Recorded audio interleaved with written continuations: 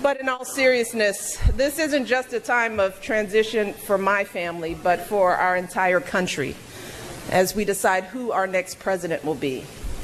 And transitions like this can be difficult. They involve a lot of uncertainty.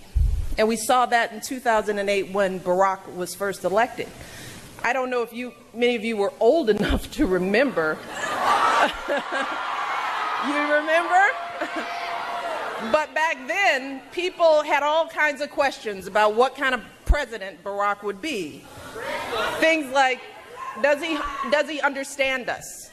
Will he protect us?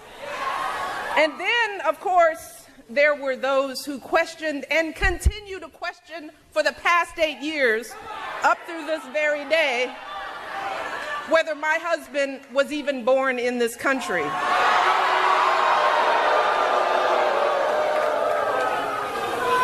Well, during his time in office, I think Barack has answered those questions with the example he set by going high when they go low. And he's answered these questions with the progress that we've achieved together. Progress like bringing health care to 20 million people, creating 15 million private sector jobs, helping millions of young people like all of you afford college,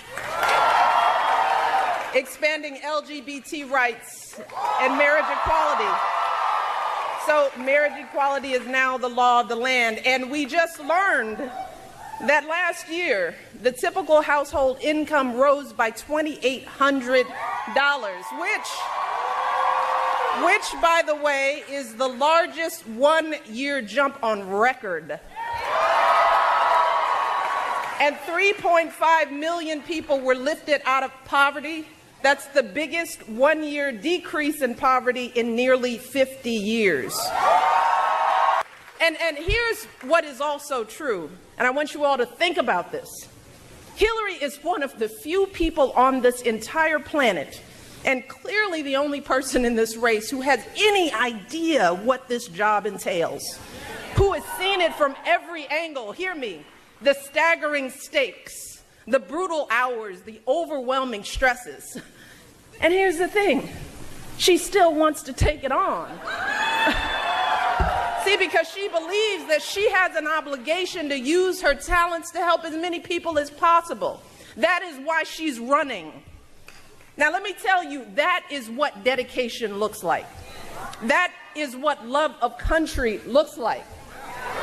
So when I hear folks saying they don't feel inspired in this election, well, let me tell you, I disagree. I am inspired. Because for 8 years, I have had the privilege to see what it takes to actually do this job.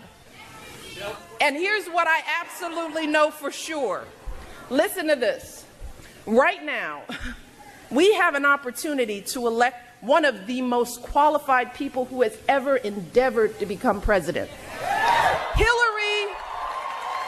Hillary has been a lawyer, a law professor, First Lady of Arkansas, First Lady of the United States, a U.S. Senator, Secretary of State. Do you hear me?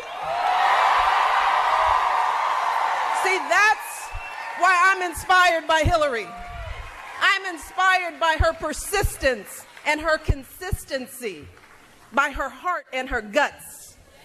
And I'm inspired by her lifelong record of public service. No one in our lifetime has ever had as much experience and exposure to the presidency. Not Barack, not Bill, as he would say, nobody. And yes, she happens to be a woman.